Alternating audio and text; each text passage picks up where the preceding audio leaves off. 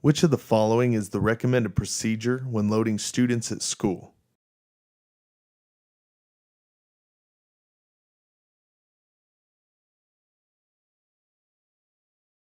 Loading at school. The loading procedure is essentially the same wherever you load students, but there are slight differences. When students are loading at the school campus, you should turn off the ignition switch, remove key if leaving driver's compartment, and position yourself to supervise loading as required or recommended by your state or local regulations.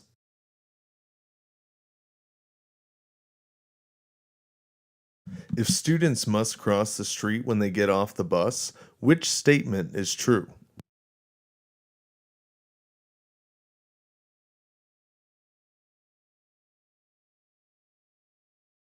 Unloading procedures on the route. You should understand what students should do when exiting a school bus and crossing the street in front of the school bus. In addition, the school bus driver should understand that students might not always do what they're supposed to. If a student or students must cross the roadway, they should follow these procedures. Walk approximately 10 feet away from the side of the school bus to a position where you can see them. Walk to a location at least 10 feet in front of the right corner of the bumper, but still remaining away from the front of the school bus. Stop at the right edge of the roadway. You should be able to see the student's feet.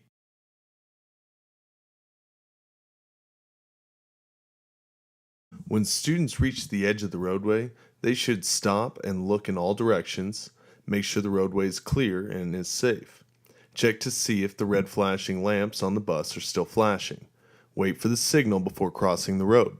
Upon your signal, the students should cross far enough in front of the school bus to be in your view.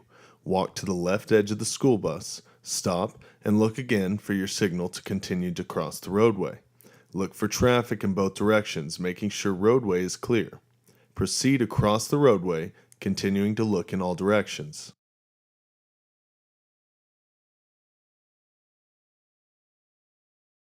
If a student or students must cross the roadway, they should walk approximately feet away from the side of the bus.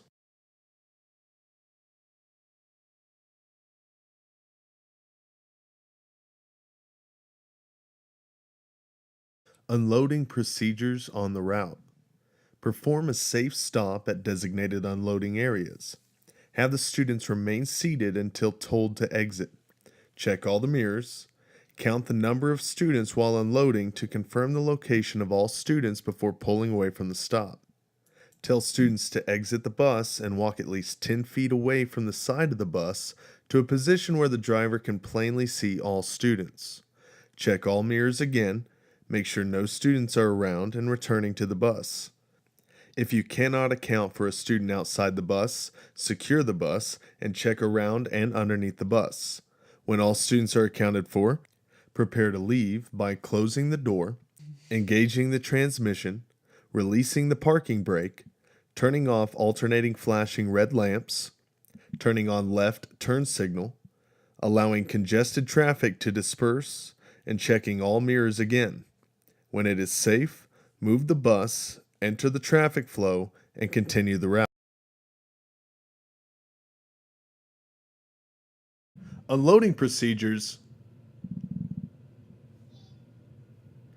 Which of the following is recommended procedure when unloading students at school?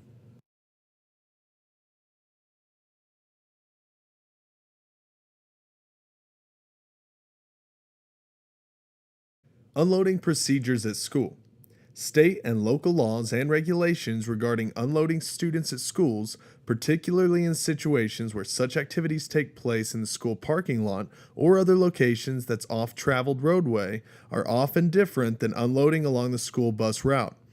It is important that the school bus driver understands and obeys state and local laws and regulations. The following procedures are meant to be general guidelines. When unloading at the school, you should follow these procedures. Perform a safe stop at designated unloading areas. Secure the bus by turning off the ignition switch and removing the key if leaving driver's compartment. Have the students remain seated until told to exit. Position yourself to supervise unloading as required or recommended by your state or local regulations. Have the students exit in an orderly fashion. Observe students as they step from bus to see that all move promptly away from the unloading area. Walk through the bus and check for hiding or sleeping students and items left by students. Check all your mirrors. Make certain no students are returning to the bus. If you cannot account for a student outside the bus and the bus is secure, check around and underneath the bus.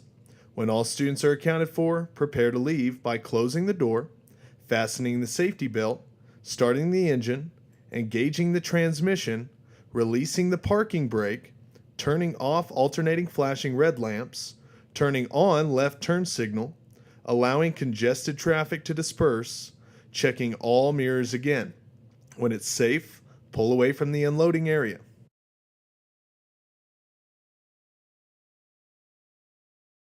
An emergency situation can happen. Which of the following is the reason to evacuate a school bus?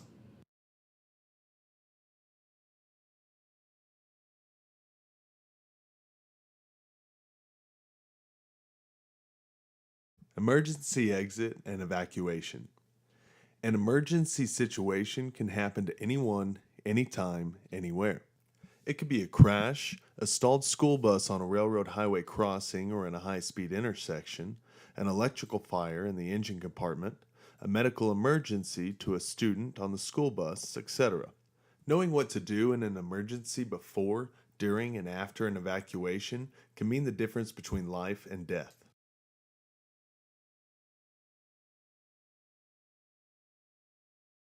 In the event of an evacuation of a school bus, you may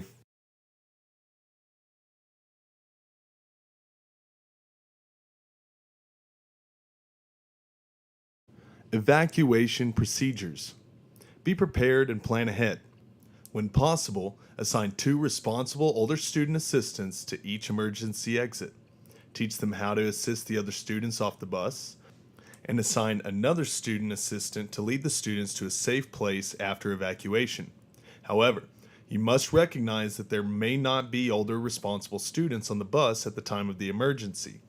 Therefore, emergency evacuation procedures must be explained to all students. This includes ensuring that they know the location of and operation of the various emergency exits and the importance of listening to and following all instructions given by you.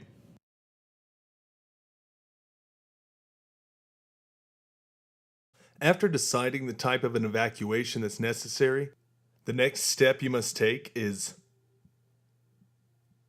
which of the following statements about bus evacuation procedures is true?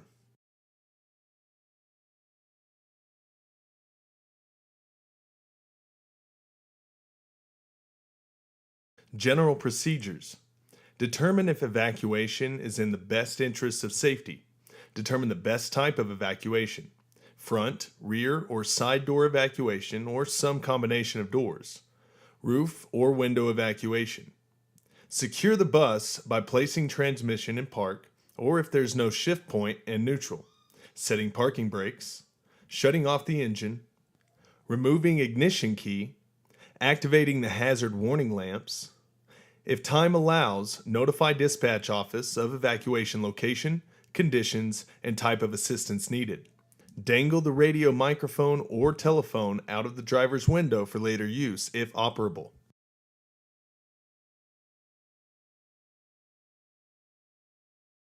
If no radio or radio is inoperable, dispatch a passing motorist or area resident to call for help.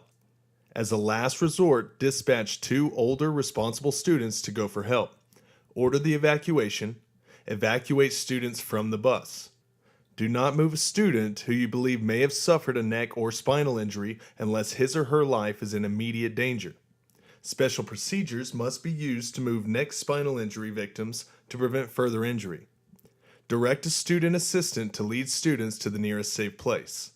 Walk through the bus to ensure no students remain on the bus, and retrieve emergency equipment.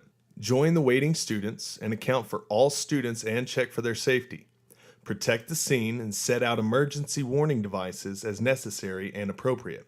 Prepare information for the emergency responders. Which type of traffic control device is an active one?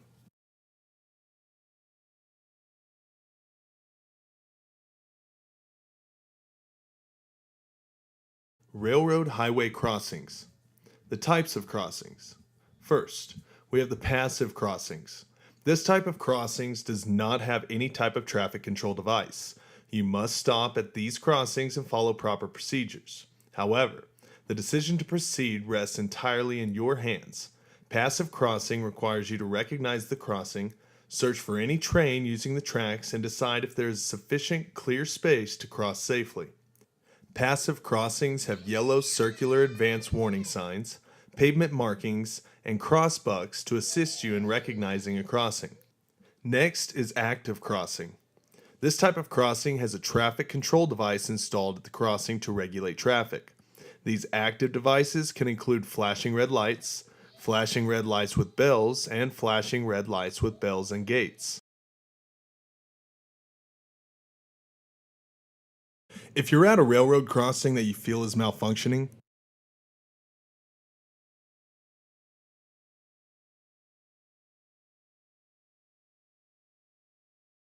police officers at the crossing.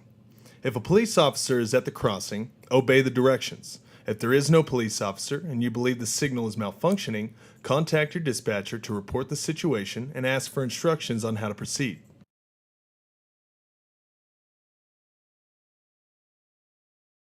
The CDL manual indicates that hazard lights should be activated at least feet before a railroad highway crossing.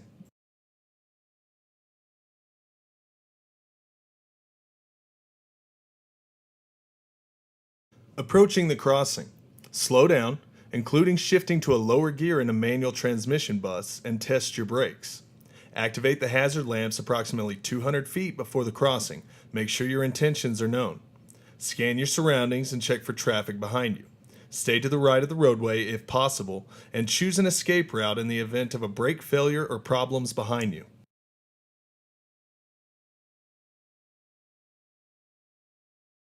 When stopping at a railroad highway crossing, drivers must stop at no closer than a school bus at a railroad crossing,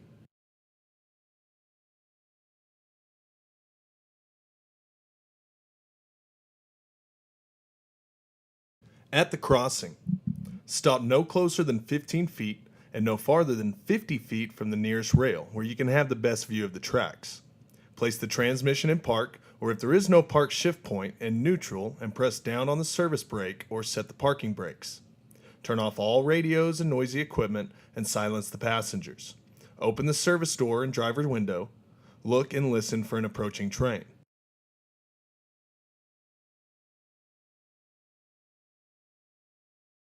If the gate comes down as you're starting across a railroad highway crossing, you should